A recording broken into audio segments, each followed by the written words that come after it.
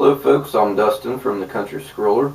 I just want to thank you for being patient with this video being uploaded here, because it's been about a month since my last video, and over the course of that month I've been sick and other stuff's been happening, so I'll fill you in at the end of the video of all the things that have been happening lately. So I just want to thank you again for being so patient, because it's been such a while since the video's been uploaded, and I apologize for that. So I hope you enjoy this video.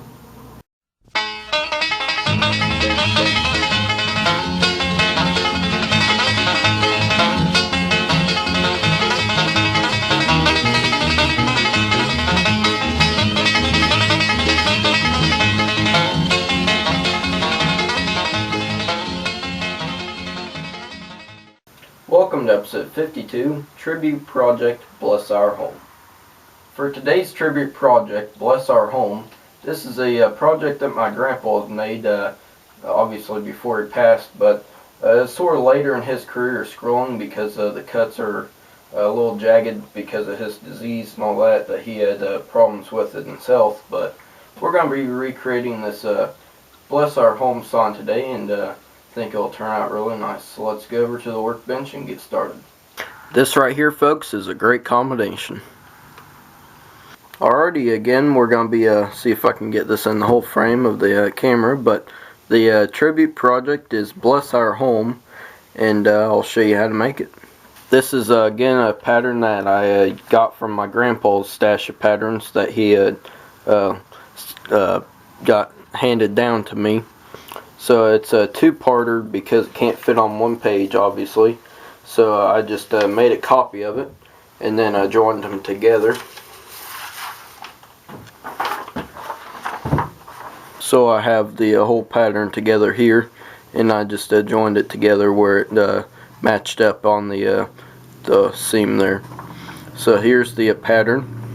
For the pieces of wood, I'm going to be using 2 pieces of 1/8 inch Baltic birch ply, one for the portrait and one for the backer.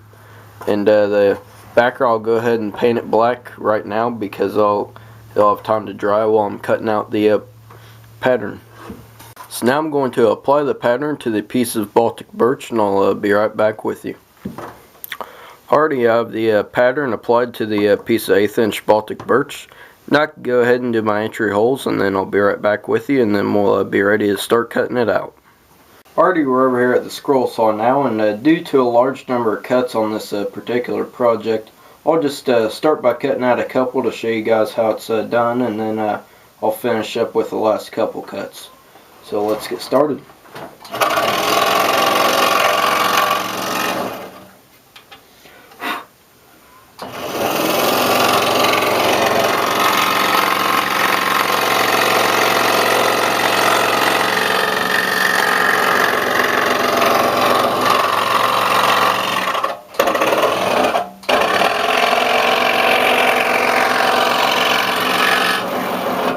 Now I am running a number 3 blade for this, so because it's 1/8 inch wood.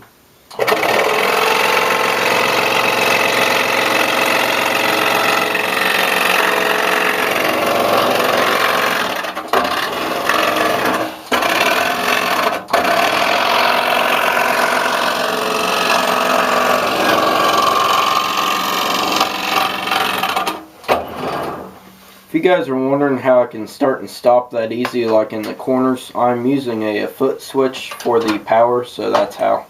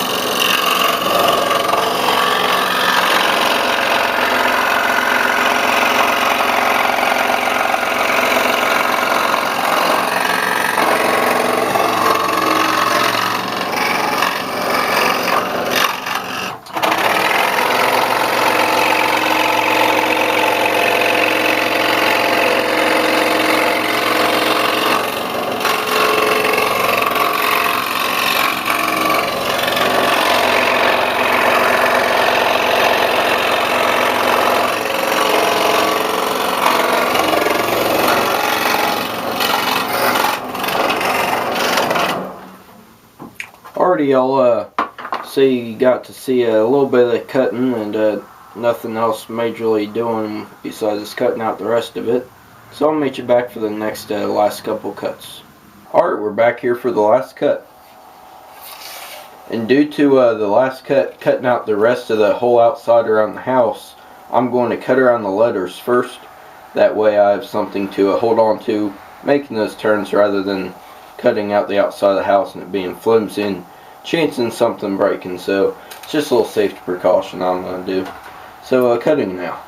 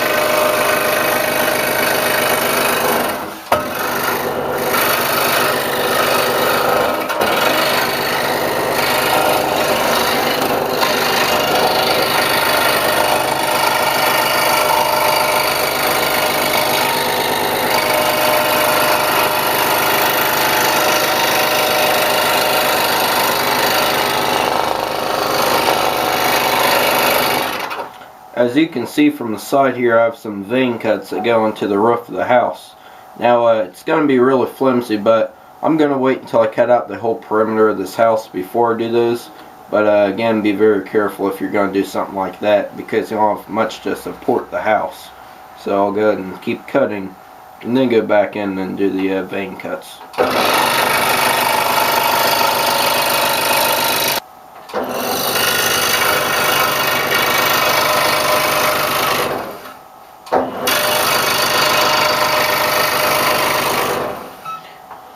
Alrighty, that is my last cut. Now I can remove the blade and we can go over to the work table, take off the pattern, and go from there.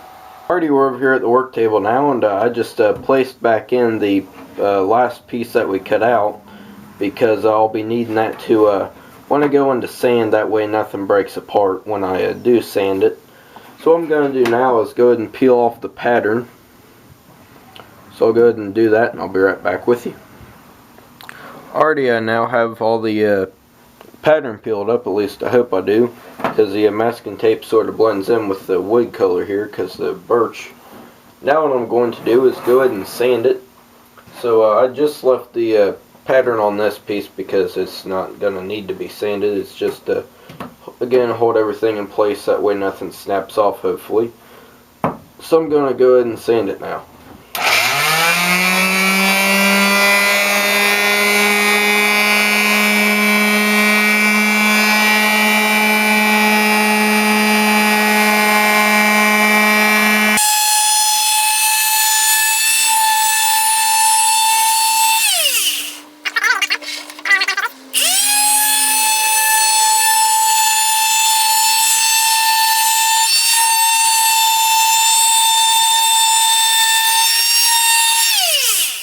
Alright, now I'm ready to glue the portrait onto the backer. And as you saw at the beginning where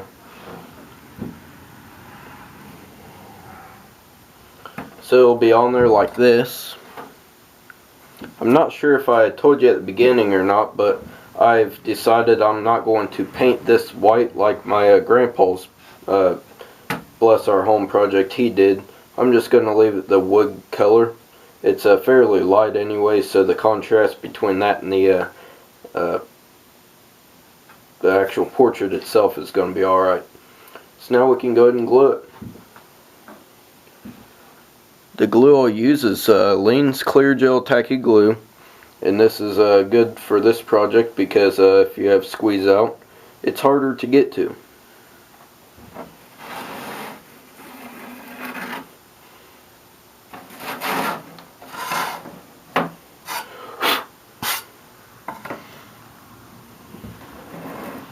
So what I'll do is I'll just squirt it around the edges and whatnot, like so. I'm just going to take a little foam brush or whatever just to spread it out. That'll make it so I can get an even coat among all this little pieces here, because it'd take forever to try to get glue on every little piece. So brushing it on is a little easier. Okay, after I know I have a nice enough coat on there, I'm going to take my backer, just place it on there. And I cut both of these oversized, and I'll sand it down later after the glue is dry. So I'll take these spring clamps and clamp all around it, just like any ordinary portrait you do. This one will take a little extra care with this in the middle there, because you want to make sure that it has plenty of clamping pressure as well, so it doesn't fall apart. Okay, with that I believe I have a nice enough clamping, even clamping pressure throughout the whole thing. Looks like a lot, but with this being basically an island by itself, I want to make sure that it won't break away in the future. So I'm just going to let that dry, and I'll be right back with you to finish sanding, and then we'll make a frame for it. Already I have the clamps off there, the glue is dry. Now we're almost done here. We have a couple more steps to do, so I'll explain them. On the edge here we have from the glue I actually oversized the wood away from the pattern actually, because I'd be sanding it flush later on, because I know what to line it up. So what I'm going to do now is just sand these completely flat on all the sides, and then we'll be making a frame for it. Alright folks, I'm back from the sander. I didn't get it completely good as you can see, but it doesn't matter because the type of frame I'm going to put it in, I'll show you how to do that. My grandpa's original one, it's a little bit too big for the screen here, but I think he made the frame, I'm not quite sure, but he just used a piece of wood, and he cut a rabbet on the side of it, and just put the piece of wood into it, and just created the box out of it, and put 45s on the angles. So that's what I'm gonna sort of do with the one I'm making, but it's not gonna look as fancy with the whole rounded over thing there, but I'll show you what I'm talking about. So what I made over at my table saw with a single blade saw kerf is this rabbet in the side of the piece of wood, and it's just a 3/4 inch piece of pine or whatever. And what it'll do is it will sit in there like this, and it'll actually sit in there like this, because what you'll see is, I'm going to shuffle these around, is this part. So it'll have a little bit of space at the top, but I'll just cut the 45s at there over at my chop saw, or miter saw, whatever you want to call it. And I'll cut those 45s and just measure the length of the sides. I'll be right back with you, and I'll show you putting that together. Alrighty, so what I have here is the frame. I cut all the sides to length, and the 45s and everything, matched it all up, And I temporarily put it together with these just staples from a regular stapler because the pon is fairly soft. Because I don't have any clamps to clamp this up that's long enough to cover the whole thing, I had to hold it together somewhat. And then I'm going to be drilling some holes through the side as a pilot hole, and I'll be just driving some nails into it. And then I'll be painting it black. So what I'll do now is just go ahead and drill those holes using my drill here, and I'll put some of these nails into it.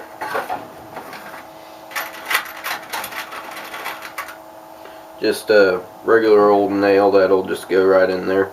So I'll be right back with you after I get all that together and painted black, and I'll show you what to do after that. Already have the frame for the portrait done. I put it together, I painted it black, both sides of it. So now what we can do is show you what to do next.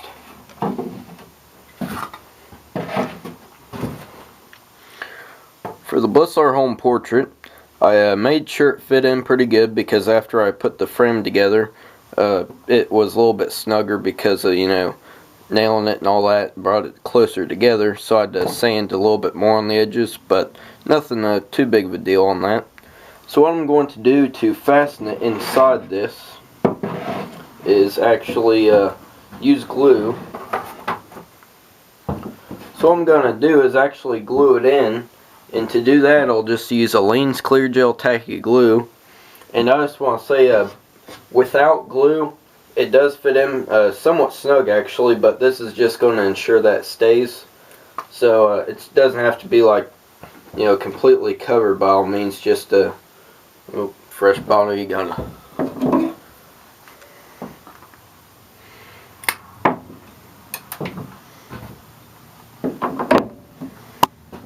It's just to make sure that it stays in there when it's on there. Now I'll do the portrait side down. Make sure it fits in there. And just to make sure it stays on there, I'll just add a weight or something.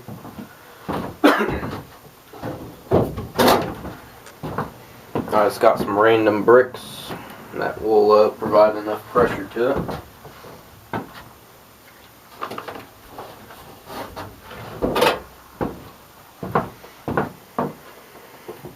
Since I can't really clamp it. What are you laughing at? And it's a little dirty, but you know what?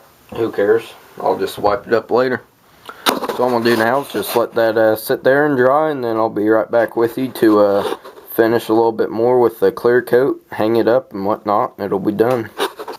Already at this point, the glue is dried from the frame. It's all good on the back of it. It seemed to hold it pretty good, since it's just not much that's holding it on there except for the glue. It should do alright.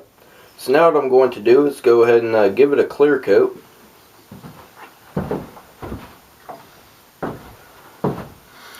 And guess what the clear coat of choice is? That's right, the Krylon Clear Acrylic.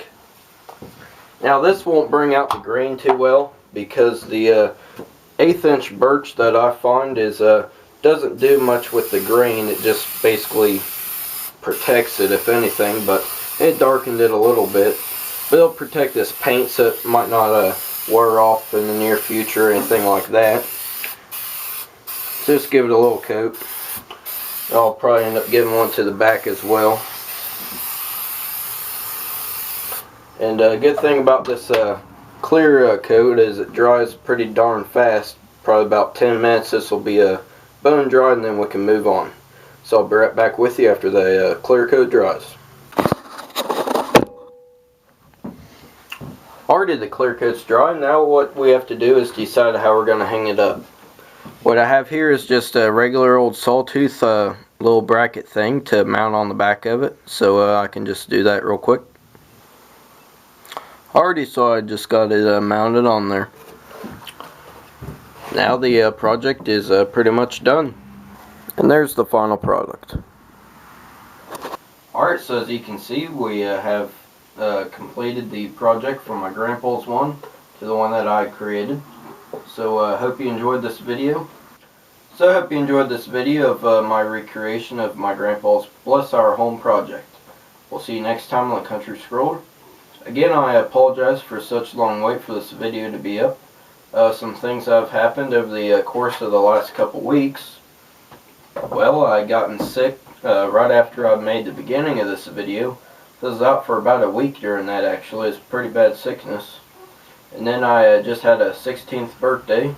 I got my license, I got my own truck, and so I can go over with old Dylan here and buy some supplies and all that for the shop here. So it's going pretty cool.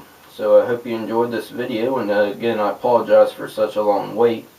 And next video will be up in about a week, so I'll be looking forward to that. Where we'll be having some cooler woods, because I'd purchased some online from Oak Hardwoods. So we'll look forward to that, and I'll see you next time. I'm Dustin. And I'm Dylan. We'll see you next time on the Country Scroller. Thanks for watching.